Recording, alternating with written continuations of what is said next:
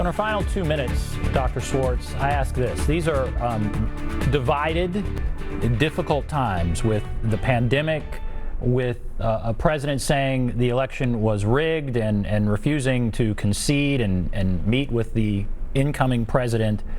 How optimistic are you about where we are right now as a country? Are you concerned? Just kind of where do you stand on this right now?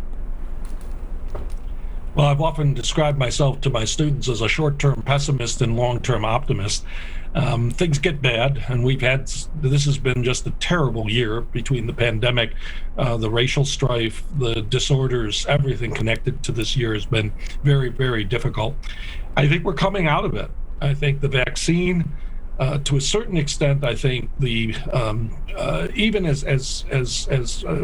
without necessarily diminishing the fact that it was a very close election and many people did vote for the opponent, I think we're going to have a peaceful transition of power.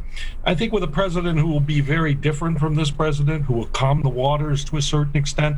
He won't get everything right, and there will be plenty to criticize, but I think we will move into a slightly calmer time. And as the pandemic fades and the economy gets restored, I think things will go back to a certain element of normalcy. We'll still be divided. I think that's probably in the nature of this, the country these days.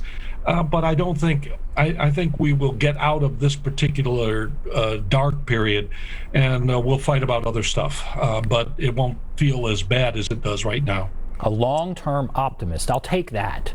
Dr. Thomas Schwartz, thank you very much for being with us. Thank you very much. Okay. Thank you very much for having me on the program. You bet. All right, we will take a break. We'll come back, wrap everything up right after this.